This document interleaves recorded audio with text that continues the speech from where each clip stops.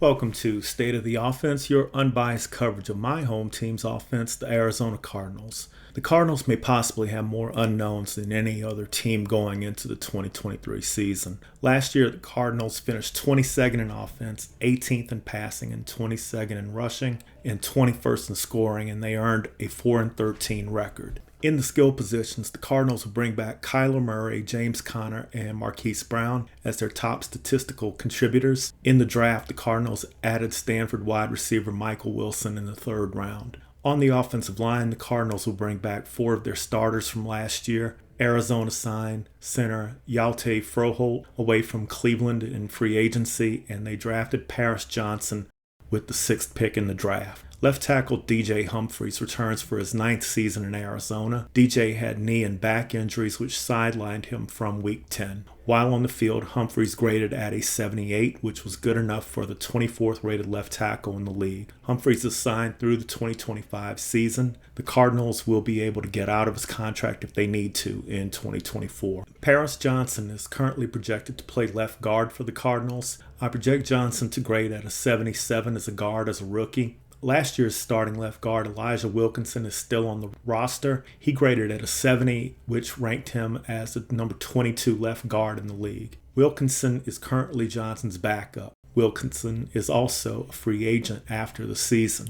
The center position has no proven NFL caliber starter yet. The Cardinals signed center Yalte Froholt, who played 53% of the snaps in Cleveland, and he graded at a 67, which is a backup level grade. Froholt was a 2019 4th-round pick by New England, and 2022 was his first year where he started games. He has 8 career starts under his belt. The Cardinals did select an interior offensive lineman in the 4th round of the draft with John Gaines from UCLA. John Gaines is listed as the backup center on the depth chart.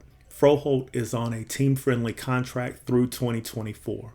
Right guard Will Hernandez is returning for his 2nd season as a Cardinal. Last year, he graded at a 77 and he played in 12 full games. Hernandez was the number 16 right guard in the NFL last season. The Cardinals have Hernandez under contract through 2024. Kelvin Beachum is back at right tackle for his 4th year in Arizona. Beachum is the only offensive lineman to start every game last season. He graded at a 75, which ranked him in the 14 to 16 range of starting right tackles. Beachum is 34, and he has a cap-friendly contract that secures him through 2024. The Cardinals' offensive line is traditionally a trouble spot. The best case scenario is that they are healthier than they were in 2022. There are good players on the line in Arizona, but no proven great ones, which is why the Cardinals drafted Paris Johnson at the 6th overall pick. The center position has 2 players who are a rookie 4th rounder and a 5th-year 4th rounder who only has 8 starts in his career. Kyler Murray suffered an ACL tear in December. Reports on his injury predicted an 8.5-month recovery, but in some places I see the recovery may last as long as a year. If things go well for Kyler, there is a small chance that he will be the opening day starter at quarterback for the Cardinals. If things go poorly, we won't see Kyler until 2024. Kyler had a rough year in Arizona, and many of his critics pointed out that he has lost a lot of games recently. I believe in Kyler's talent, but I'm not so sure that I believe in Kyler yet. This will be Kyler's first season in a more traditional NFL offense. The offensive coordinator, Drew Petzing, was the quarterback coach in Cleveland last year. He is a first-time NFL offensive coordinator. Jacoby Brissett had a decent year under Petzing last year, but Deshaun Watson did not show well under him. How well Kyler Murray and Drew Petzing work together will be crucial for Kyler Murray's development as an NFL quarterback. In fantasy, the injury uncertainty around Kyler's recovery is causing a major dip in his fantasy value. He is currently the quarterback 23 going in the 14th round. Kyler has never finished outside the top 12 of fantasy quarterbacks in his career. If he is healthy in training camp, he will finish as a top 12 fantasy quarterback again. His rushing upside may be taken away from the change in scheme and his ACL tear, but Kyler is still a very good passer with some pretty good receiving threats around him. If healthy, I rank Kyler Murray as high as my quarterback 16. Quarterback 16 right now on ESPN is rookie Anthony Richardson of the Colts,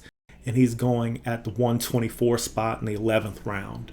The injury situation is basically dropping Kyler 3 rounds in average draft position. If he misses the first 6 weeks on the PUP list, I would probably not look to get him on the waiver wire until week 5. Colt McCoy suffered a concussion in relief of Kyler, and then he had an elbow procedure in the offseason. The Cardinals drafted Clayton Tune in the 4th round from the University of Houston and re-signed David Blau from last year's team. If McCoy, Tune, or Blau starts for the Cardinals, none of them are draftable in fantasy. The wide receiver group took a major hit in the talent department as the Cardinals released DeAndre Hopkins.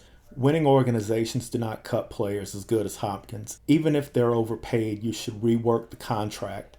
Taking on dead cap money and allowing him to sign anywhere in the NFL is just bad business. He's currently going at the wide receiver 21 on ESPN at pick 58, which is a late 5th round pick. His potential in 2023 is still to be determined. His dynasty value is low because he's 30 and he's entering his 11th season. Marquise Hollywood Brown becomes the number 1 wide receiver in Arizona now. When Hopkins was suspended last season, Brown was a fantasy star. Once Brown got hurt, he wasn't the same afterwards. Brown is currently the wide receiver 29, player 79 overall, which puts him in the 7th round. If Kyler Murray is starting in week 1 and Marquise Brown is also 100% at draft time, you should get Marquise Brown in your drafts this fall. He's easily better than wide receiver 29 in fantasy. If he or Kyler Murray have any injury situations by draft time, fade both guys in your drafts. Rondale Moore moves up in value hypothetically, but Rondale has missed 12 games in 2 years. Rondale is the wide receiver 49 and an 11th rounder. His blazing speed and body build make him a yard after catch phenom, but how can he win downfield? I would draft Rondale Moore as a wide receiver 6 on my roster in the last round if he's there.